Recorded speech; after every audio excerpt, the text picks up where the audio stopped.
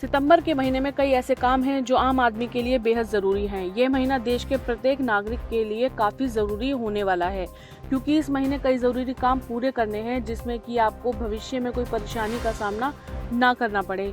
इन कामों के बारे में जानने से पहले अगर अभी तक आपने हमारे चैनल जागरण बिजनेस को सब्सक्राइब नहीं किया है तो ज़रूर कर लें, क्योंकि यहाँ हम आपको बिजनेस और फाइनेंस से जुड़ी हर दिन की खबरों से रूबरू कराते हैं। सितंबर के महीने में ITR फाइलिंग से लेकर आधार कार्ड में बदलाव तक कई काम पूरे करना बेहद ज़रूरी है, जो कि देश के प्रत्येक नागरिक को करना है। सितंबर में कुछ नियमों में बदलाव हो रहे हैं जो सीधे आम लोगों की जेब और रोज़मर्रा की ज़िंदगी को प्रभावित करेंगे।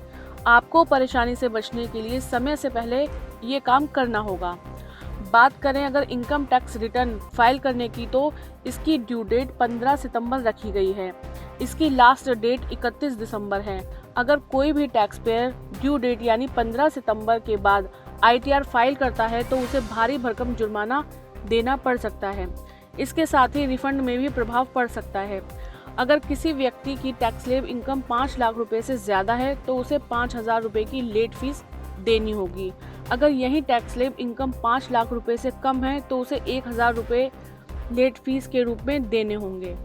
आधार कार्ड अपडेट की डेडलाइन की बात करें तो सभी आधार कार्ड यूज़र के पास आधार में किसी भी तरह के डेमोग्राफिक बदलाव के लिए 14 सितंबर तक का समय बचा है।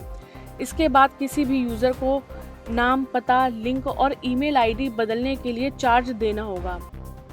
अगर कोई भी सरकारी कर्मचारी UPS से NPS या NPS से UPS में बदलना चाहता है तो उसके पास 30 सितंबर तक का समय है।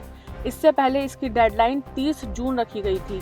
यदि आपको NPS से UPS में स्विच करना है तो सबसे पहले आपको NPS की ऑफिशियल वेबसाइट eNPS पर जाना होगा। अब यहाँ आपको UPS से NPS में स्विच करने के लिए अनुरोध करना होगा। इस अनुरोध को DDO या PAO द्वारा स्वीकार किया जाएगा। इसके साथ ही लाभार्थी को DDO या PAO को A2 फॉर्म सबमिट करना होगा। ये A2 फॉर्म खास तौर पर UPS से NPS में आने के लिए दिया जाता है। फिर आगे का प्रोसेस DDO या PAO द्वारा किया जाएगा।